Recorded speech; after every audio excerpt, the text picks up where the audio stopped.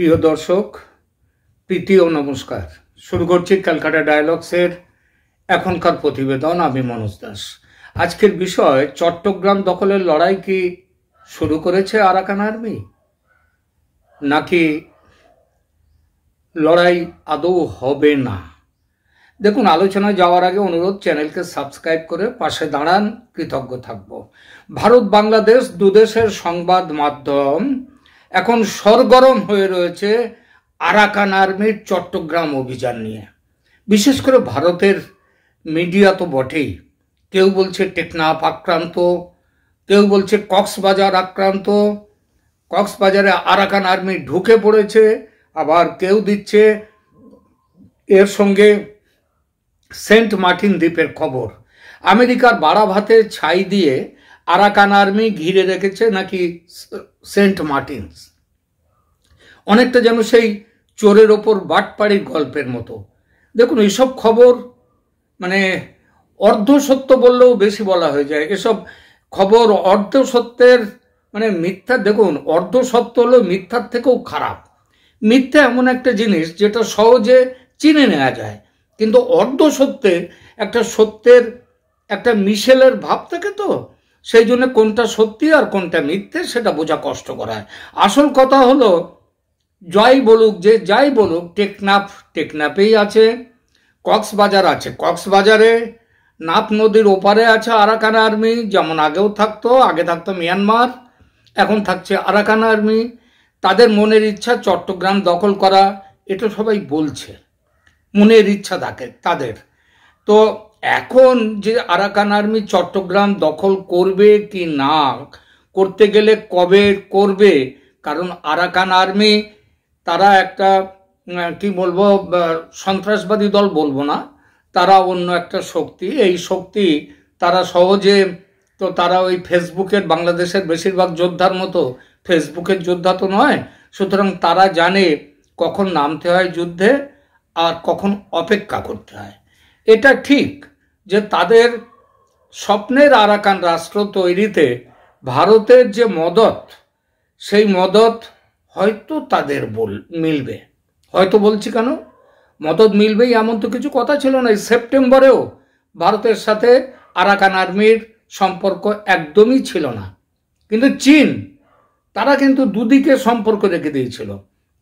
একদিকে চীন সম্পর্ক রেখেছিল মায়ানমারের যে শাসক সামরিক জুন্টা, তাদের বিরুদ্ধে, আবার অন্যদিকে তারা ভেতরে ভেতরে মদত দিয়েছে আরাকান আর্মিকে। মানে সেই বরের দলের মাসি কনের দলের পিসির মতো অবস্থা ছিল চীনের। এটা চীনের বহুদিনের, এটা হচ্ছে ওদের লাইন অফ অ্যাকশন এটা ছিল। তো এখন যেটা হচ্ছে, ভারতের মদত, ভারত কিন্তু সেপ্টেম্বরেই আরাকান আর্মির সাথে সম্পর্ক তৈরি করার ব্যবস্থা করে নিয়েছে, তাদের সাথে যোগাযোগ করেছে, কথা বলেছে, এবং নভেম্বর মাসে মিটিং করেছে পর্যন্ত দিল্লিতে তাদের সাথে।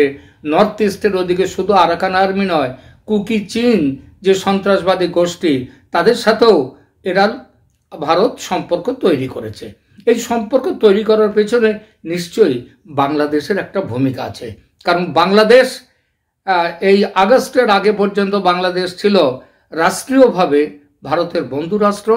এখন বাংলাদেশ ভারত থেকে অনেকটা সরে গিয়েছে, এমনকি পাকিস্তানের সাথে যেভাবে সম্পর্ক তৈরি করছে, সেই সম্পর্কটা কিন্তু দেখলে আর বাংলাদেশকে ভারত তাদের নিজের বন্ধু দেশ বলে মানতে পারে না। তাই মুখে যে যাই বলুক, আর ফলে শত্রুর শত্রু আমার মিত্র, এই চাণক্য নীতি অনুযায়ী বর্তমানে বাংলাদেশের শত্রু ভারত, এবং আরাকান, এই দুই দেশই হচ্ছে বাংলাদেশের শত্রু। এটা শোনা যাচ্ছে। শোনা যাওয়ার কারণটা কি, বাংলাদেশের সাথে আরাকানের সম্পর্ক খারাপ হওয়ার মূলে হচ্ছে কিন্তু এতদিন ধরে ওই যে রোহিঙ্গা নামক রোহিঙ্গা মুসলিমদের সাথে আরাকানের বৌদ্ধদের একটা তীব্র সংঘাত এত বছর ধরে হয়েছে। এর আগে বহুবার এমন হয়েছে, গণকবর আবিষ্কার হয়েছে, যেটা আরসা হচ্ছে রোহিঙ্গাদের সংগঠন, স্যালভেশন আর্মি, সেই Arakan Rohingya salvation army, ARSA, আরা, এইসব সংগঠনগুলো তারা বহু জায়গায় খুন করেছে আরাকানি বৌদ্ধদের, হিন্দুদের, তাদের খুন করেছে, গণকবর দিয়েছে। সেসব কবর পরবর্তীকালে আবিষ্কার হয়েছে। ফলে এখন আরাকানের যারা, আরাকান শুধু নয়, রোহিঙ্গা এবং রোহিঙ্গাদের মদতদাতা হিসেবে মুসলিম কান্ট্রি বাংলাদেশের সাথে আরাকানের আর্মির সম্পর্ক এখন আদৌ ভালো নয়। তবু সেই জন্যই বোধহয় কথা উঠেছে, একটা সম্পর্ক মানে সম্ভাবনা সবাই বলছে যে আরাকান আর্মি চট্টগ্রাম দখল করে নেবে। দেখুন, আরাকান আর্মি আগে ভালোভাবে ঘর গুছিয়ে তারপরে যদি মনে করে চট্টগ্রাম দখলে নামার কথা, তাহলে নামবে। কারণ ভারতের ওপর 100% নির্ভর করে কিন্তু যুদ্ধে যাবে না, এবং ওরা জানে যে চীন কিন্তু যে কোনো মুহূর্তে এখন এই যেটা ওদের দখল করে নিয়েছে সমস্ত রাখাইন প্রদেশ, সেই রাখাইন প্রদেশ দখল করে নেওয়ার ফলে চীন এখন আরাকান আর্মিদের সাথে একটা ভালো সম্পর্ক রাখার চেষ্টা করছে। কিন্তু সাথে সাথে কিন্তু তারা মিয়ানমার আর্মিকেও কিন্তু ছাড়ছে না। কারণ মিয়ানমারের ভেতরে অন্যান্য প্রদেশগুলোতে সেখানে চীনের সবথেকে বেশি চীনের প্রজেক্ট রয়েছে, বিভিন্ন প্রজেক্ট তার সাথে জড়িত রয়েছে। সুতরাং চীন এই মুহূর্তে করছে কি, তারা আরাকান আর্মির সাথে যেমন সম্পর্ক রেখে, এই আরাকান আর্মি নয়, হ্যাঁ, আরাকান আর্মির সাথে যেমন সম্পর্ক রেখেছে রাখাইন দখলের পর, তেমনি আবার মিয়ানমারের সরকারের সাথে, সামরিক জুন্টার সাথেও কিন্তু তারা সম্পর্ক রেখে দিয়েছে। এই পরিস্থিতিতে এই চীন কিংবা ভারতের ওপর নির্ভর করে চীন এই আরাকান আর্মি লড়াইতে যাবে না। এই মুহূর্তে লড়াইতে না যাওয়ার আরও একটা বড় কারণ কি, মিয়ানমারের যে সামরিক জুন্টা তারা কিন্তু শেষ কামড় দেওয়ার চেষ্টা করবে যাতে রাখাইন থেকে আরাকান আর্মিকে হটিয়ে দেওয়া যায়। আর তাদের যে এখনো মিলিটারি অনেক কিছু, তাদের সংখ্যা নেমে গেলেও, কমে গেলেও, অনেক কামান বিমান ধ্বংস হয়ে গেলেও, দখল করা হয়ে গেলেও, তারা যে এখনো একেবারে হীনবল হয়ে গেছে এমন ভাবার কারণ নেই। ফলে রাখাইন জায়গাটার ম্যাপটা দেখুন, নাপ নদীর এক পাশে হচ্ছে বাংলাদেশ আর এক পাশে হচ্ছে তারা, কিন্তু তাদের ওপাশে কারা আছে, সেটা আছে ওই মিয়ানমার সামরিক জুন্টা। ফলে বাংলাদেশে লড়াই করতে গেলে সেই সময় কিন্তু মিয়ানমারের সেনা এগিয়ে এসে রাখাইন পুনর্দখল করবার চেষ্টা করতেই পারে। এই রিস্ক এখন আরাকান আর্মি নেবে না। সুতরাং যারা বলছেন যে আরাকান আর্মি যে কোনো মুহূর্তে দখল করে নেবে, টেকনাফ দখল হয়ে গেছে, কক্সবাজার অমুক হয়ে গেছে, তমুক হয়ে গেছে, এইসব যারা বলছে তারা কিন্তু ঠিক বলছেন না। এটা যুদ্ধের নিয়মের মধ্যে এটা আসে না। এমনকি দেখুন, আরাকান আর্মিকে আরও তার জন্যে কিন্তু আমাদের কাছে খবর আছে, সেটা আরাকান আর্মির সাথে ভালো সম্পর্ক তৈরি করার চেষ্টা কিন্তু করছে মায়ানমার আর্মি এবং বাংলাদেশ আর্মিও বটে। মায়ানমার আর্মি নয়, বাংলাদেশের আর্মি, বাংলাদেশের সরকার, তারা কিন্তু চেষ্টা চালাচ্ছে মানে আরাকান আর্মির সাথে যোগাযোগ করার।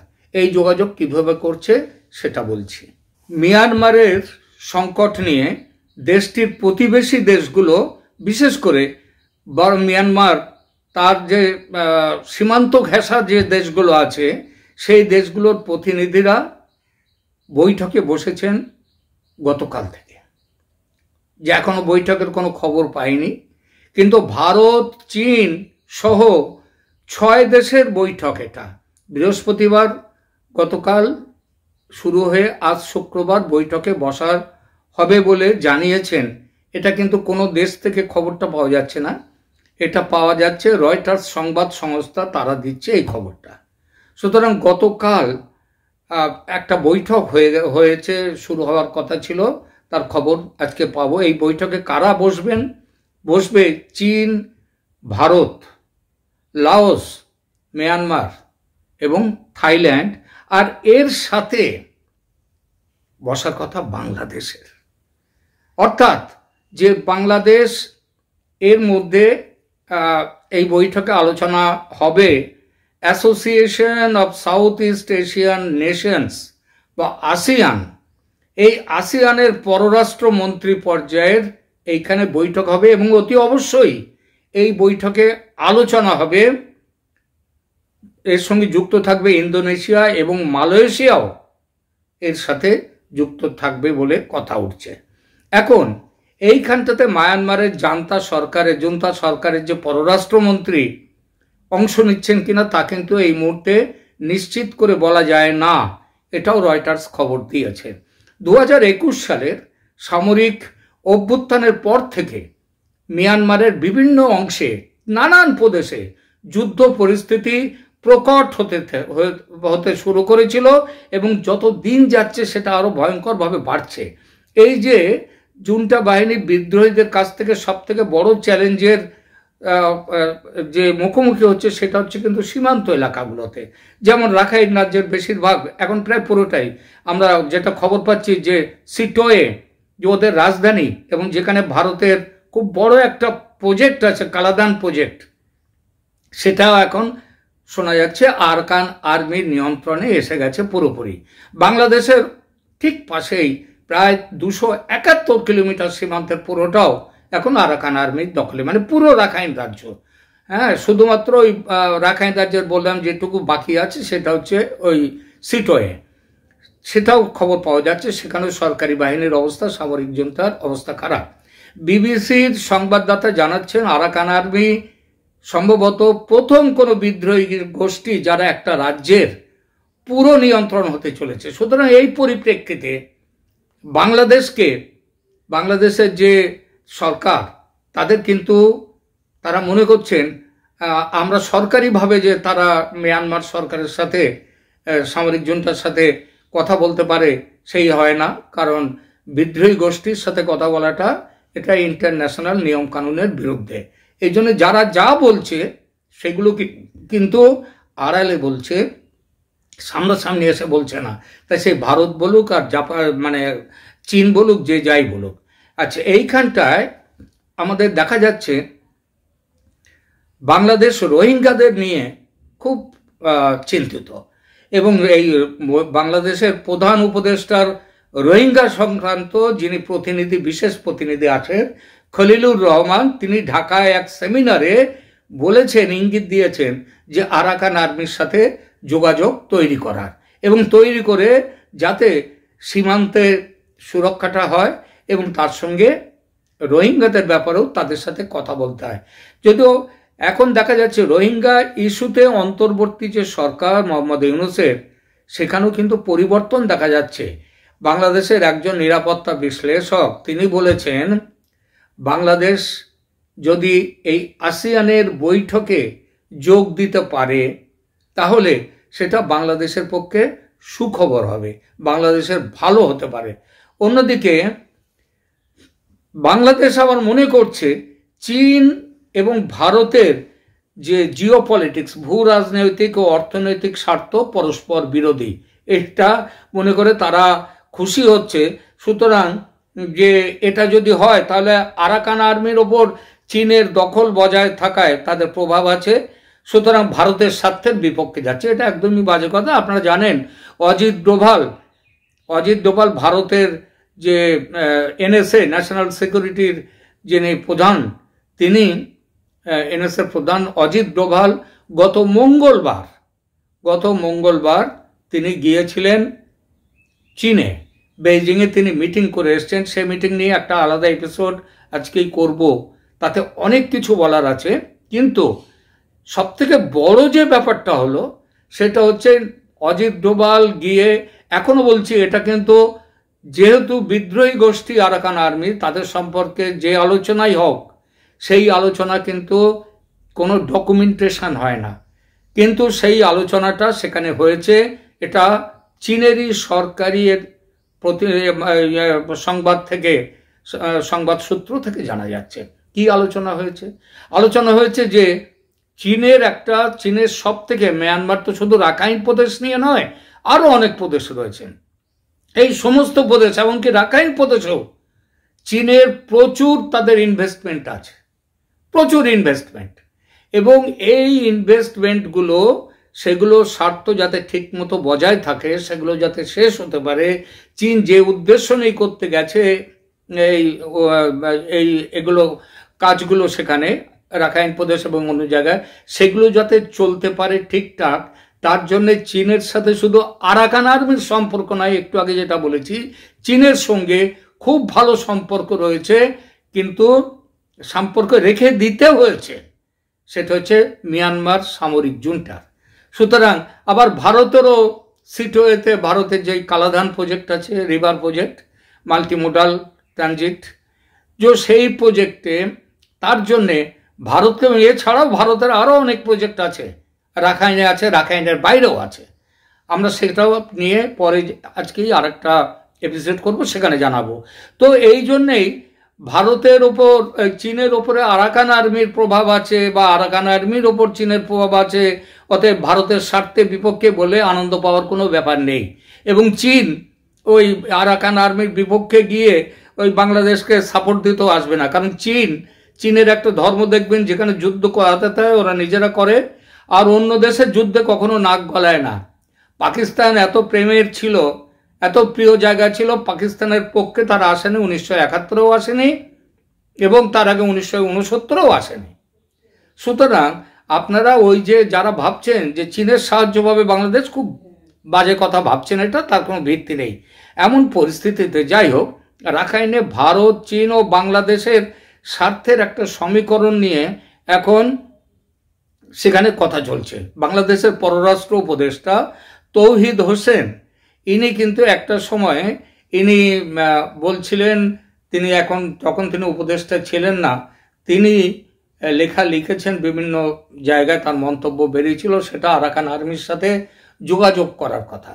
এখন তিনি পররাষ্ট্রমন্ত্রী, আসিয়ান বৈঠকটা হবে পররাষ্ট্রমন্ত্রী পর্যায়ের, সেখানে গিয়ে উনি কি বলবেন এবং আদৌ আরাকান আর্মির এই ব্যাপারটা আসবে কিনা সেখানকার আলোচ্য বিষয়ে, সেটা নিয়েও পরিষ্কার নন।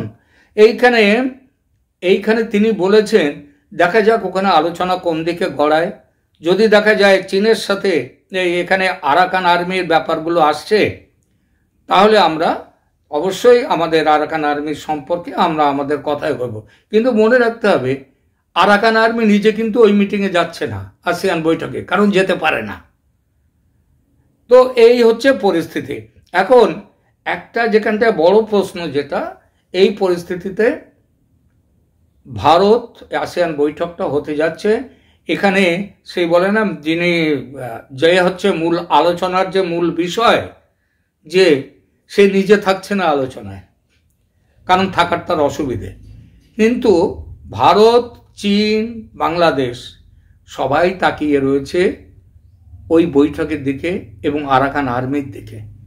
যারা বলছেন এখন যে যুদ্ধ বেঁধে গেল, আরাকান আর্মি এই ঝাঁপিয়ে পড়লো বলে চট্টগ্রাম দখল করবার জন্যে, তাদের সাহায্য দেবে ভারত, এভাবে এত সহজে এইসব জিনিসগুলো হয় না। আর ভারত এই রকম এখনো ওই রকম ঠিক মূর্খের মতো কাজ করতে পারে না, যে সামনাসামনি এসে বাংলাদেশ লড়াইয়ের সময়, মুক্তিযুদ্ধের সময় যেভাবে দাঁড়িয়েছিল আরাকানের পাশে, এই বাংলাদেশের পাশে, এখন আরাকান আর্মির পাশে গিয়ে সেভাবে দাঁড়াবে বাংলাদেশের বিরুদ্ধে চট্টগ্রাম দখলের লড়াইতে, এটা ভাবাটা হচ্ছে কিঞ্চিত বালখিল্য ভাবনা হয়ে যাবে। এখনকার মতো এখানেই থামছি, দেখা হবে পরের প্রতিবেদনে। পরের প্রতিবেদনে আজকে আলোচনা করব চীনে গিয়ে অজিত ডোভাল কিভাবে সেখানে কি সম্পর্ক তৈরি করলেন, চীনের সাথে ভারতের যে শত্রুতা ছিল সেটা চলে গিয়ে বন্ধুত্ব কত দূর এগোলো, এবং এখানেও আরাকান রাখাইন প্রদেশের ব্যাপারে দুই দেশের মধ্যে কি সমঝোতার কথা শোনা যাচ্ছে, সেই বিষয়ে আলোচনা করব আজকেই। সেই কিছুক্ষণের মধ্যেই সেইটা আমরা দেখবেন। একটা শেষ করার আগে শুধু একটা কথা বলে যাই, যারা আমাদের চ্যানেলের এখনো সাবস্ক্রাইব করেননি, দয়া করে সাবস্ক্রাইব করুন, লাইক দিন, কমেন্ট করুন। এখানেই থামছি, ভালো থাকবেন সবাই, ধন্যবাদ।